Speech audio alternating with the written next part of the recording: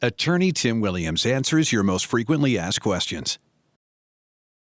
We at the firm handle many assault cases involving both children and adult, and specifically sexual assault cases. Yes, it does happen to adults. We see it oftentimes involving drugs or alcohol. We see it oftentimes involving people, usually women that are passed out, and some male takes advantage of them inappropriately, knowing they can't consent, knowing they don't consent, and it's just awful. And I'll spare you the details, but there's more stories than I care to count involving adults as well as children in sexual assault cases. And we're one of the few firms that handle these types of cases. Frankly, it's an area of law that makes most people uncomfortable, and certainly makes us uncomfortable. We don't enjoy it particularly, but we're good at it. We recognize we're good at it. In fact, one of our attorneys was the head prosecutor at a local DA's office for these types of cases, and she's now with our firm and just doing a fantastic job. And her heart and soul is really into protecting victims and securing rights for victims, as is mine and the other attorneys in the firm. So we really take great pride in handling these cases. But we often are asked, well, I was a victim, I'm an adult, I was a victim of sexual assault, it happened a year ago. What rights do I have? Can I file a claim? Am I just left with what the DA's office is doing and maybe restitution criminally, or is there something else I can do on my own behalf? And the answer is a resounding yes. There's various claims, there's many claims that can stem from sexual assault cases. Some of those claims involve, for example, assault, civil assault, which means the perception that something bad's about to happen and the person has the present ability to do that bad act. Battery, that's the actual physical touching that's involved in the bad act. Intentional infliction of emotional distress is a claim that's often made in these cases, and I'll spare you the details in terms of the requisite requirements for that, but it usually qualifies. Abuse of a vulnerable person, if the person is passed out, for example, unable to communicate, unable to object, it's a vulnerable person under Oregon law, and there's a special protection for people of that class.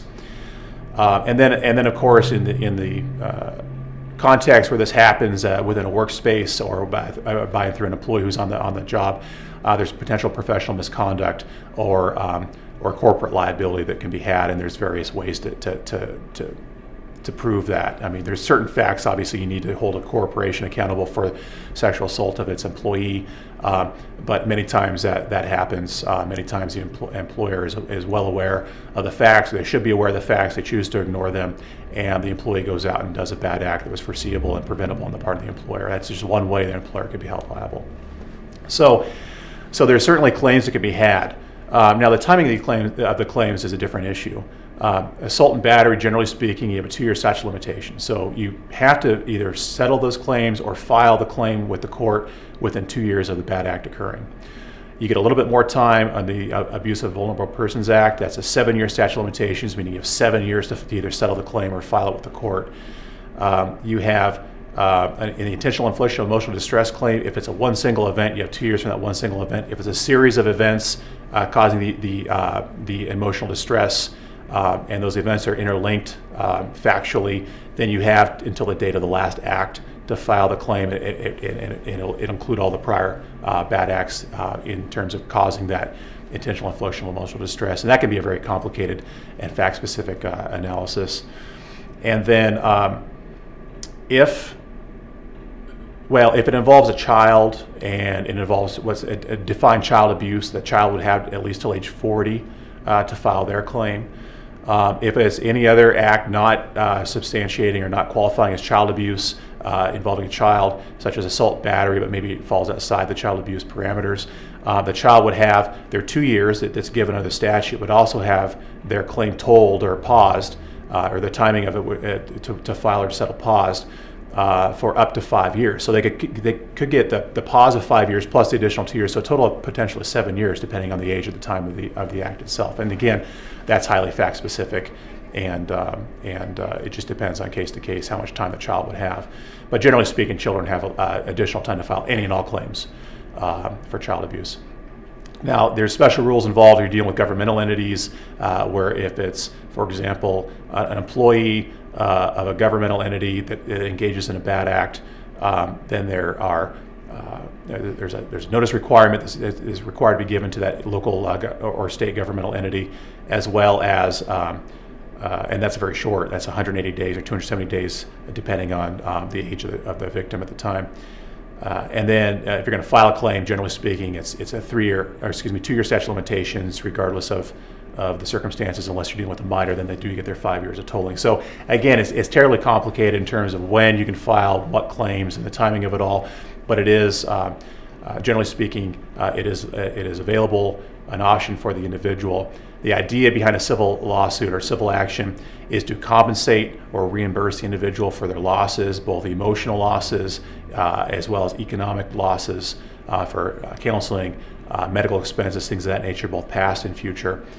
And oftentimes, almost inevitably, that option is not available through the criminal context, and certainly not for the emotional side. I mean, that's the only way you can get reimbursement for your emotional damages is through a civil claim itself.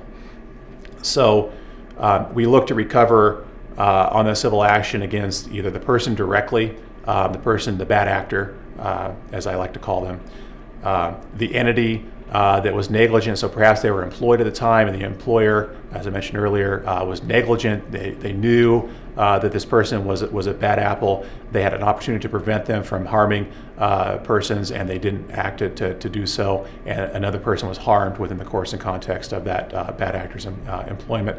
So the company could potentially be liable, and there could be insurance there.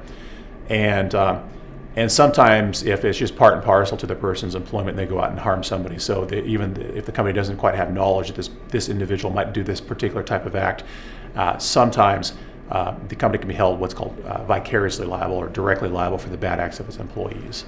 So we're looking ideally to find insurance for these actions. Oftentimes, it's an impossible task. Oftentimes, there may be an insurance policy that's there, but they, for example, would have a bad acts exclusion, meaning that if a covered individual under the policy goes out and intentionally commits a bad act, intentionally causes somebody harm, there's no coverage for that because the insurance company doesn't want to cover intentional bad acts of others. They only want to cover accidental acts like negligence and so on and so forth.